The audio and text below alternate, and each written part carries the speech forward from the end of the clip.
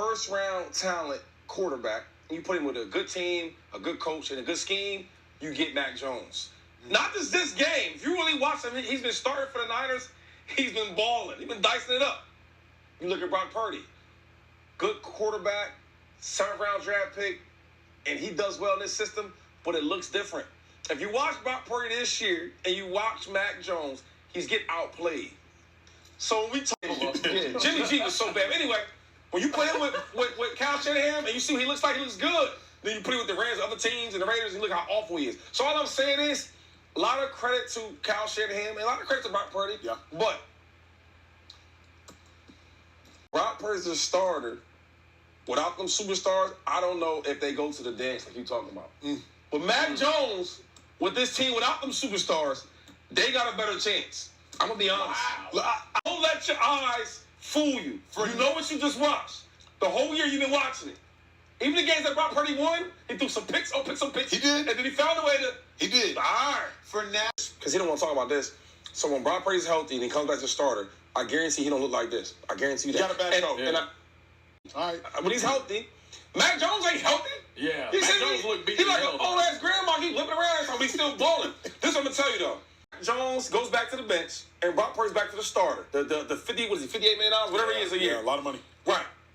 It's not going to look like this, and it's going to be a conversation. I'm telling you, I see it. Because I see the way that Mac Jones processes the reads. I see the way he's throwing. He looks so efficient. Where Brock Purdy's a little guy, he's trying to live over the line of scrimmage.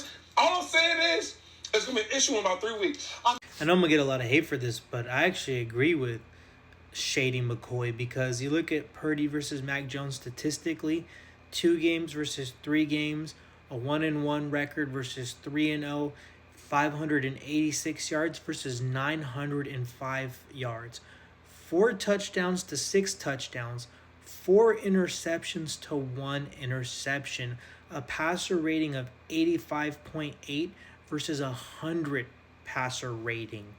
And stats don't tell the whole story. And a lot of people make excuses for Purdy. Yes, his toe is hurt. Is Mac Jones not hurt too? And he did it with less talents. For a long time in that game against Jacksonville, you had Jennings. You had Ricky Pearsall before he went down. My biggest thing is that he's so turnover prone. I mean, he's turned the ball over. He's had 4 games where he's turned the ball over more than 3 times. And he's had 37 turnovers since becoming the Niners quarterback. What if I told you 22 of those came on first downs? That is one of the worst statistics that I've ever heard. Rams are 1-2 against Purdy.